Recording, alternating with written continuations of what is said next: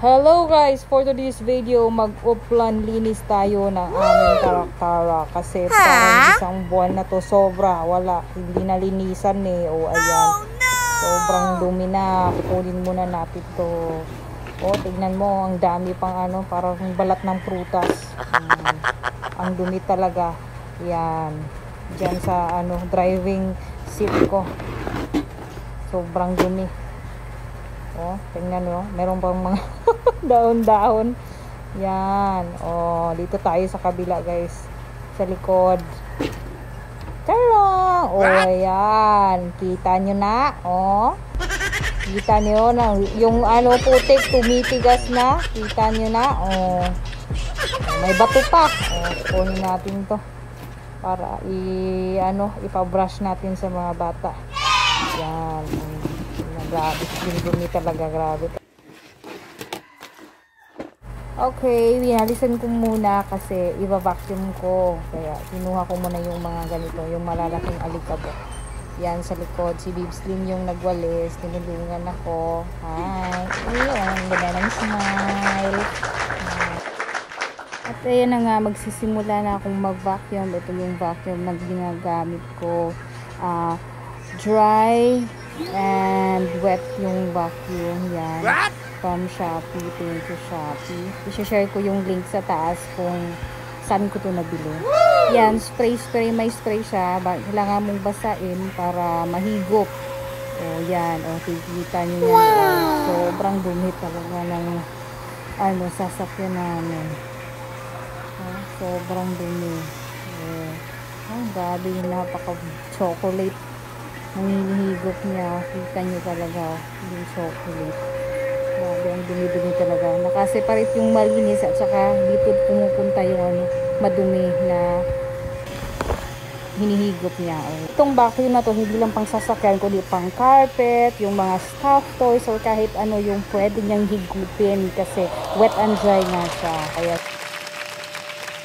ayan, umabot na sa max yung yung dumi. Meron siyang level kasi yung max. Hanggang dyan lang. Pag dyan na yan, hindi na siya maghihigop. Kailangan na siyang kunin at saka itapon. Yan.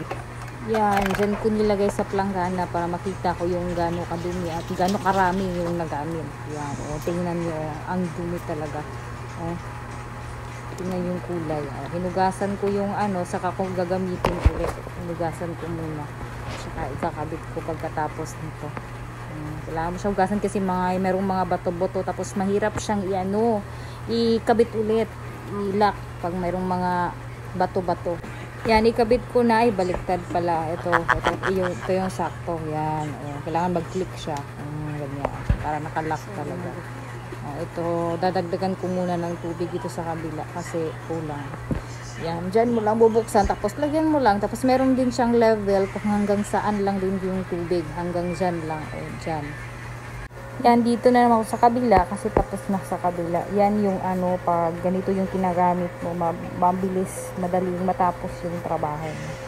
Pero pag brush lang, iwan ko na talaga, abutin ka ng ilang oras.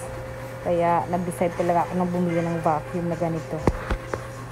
Sa wakas, sa likod na ako, binuhusan ko na ng Sunrocks na color safe, yung para madaling mawala yung mga mansya-mansya kasi sobrang talaga dito sa likod. O ayan, higop na. O tingnan nyo yung vacuum, bumubula, diba? Kasi nga, merong nakahalo.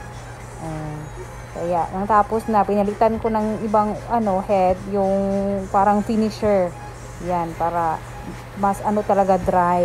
O yan. Ito na yung last part, then linisan ko. Tapos yung mga bata doon sa likod, nag-brush ng matting niya. Ayan, para may mga trabaho silang dalawa. Mag-brush sila. Rex, brush na ba? What?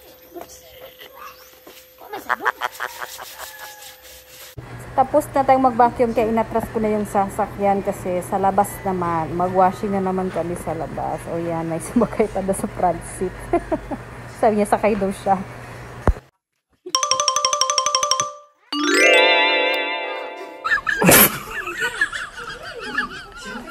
Ayan, kasama ko mga bata. Tinulungan lang ako mag-washing para madaling matapos kasi nga malapit ng umulan. At yung naipon namin, ganyan kadami, kadumi yung galing sa sakyan, yung binakyum ko. Ay, ayan. Umuulan na pala, ang lakas. Ay, diba? Perfect. Ayan, it's Sunday morning. Ayan, medyo malinis na. Okay, pakita kung saan kami dumadaan. Para dyan, diba? Ang putik. Bagong washing. Ayan na naman. Maputik na naman. Ayan mga daanan namin. Kaya once a month or sobra pa. Sa isang buwan ako nagwa-washing kasi nga sayang yung effort mo pag halimbawa, linggo-linggo kung nagwa-washing, wala. Yung lagi namang bulan. Okay lang sana kung mainit kasi matigas yung dadaanan. Ito ngayon, basang-basa. Dito, sobrang dumi pa rin, pero at least nakuha yung pinaka sa Bisaya pa, pinaka magulang or the oldest na putik. Dito, ito yung medyo malalim na banda. Ayan, ang daming tubig. Malapit na yan sa highway, kasi nga papunta na ako ng duty. Kaya pinakita ko sa inyo kung saan kami dumadaan, kaya yung rason kung bakit ang dumi-dumi ng sasakyan namin. Ayan, malapit na sa highway. Wala nang putik doon. Eto na. Please like and follow my Facebook for more videos and Shopee Budol.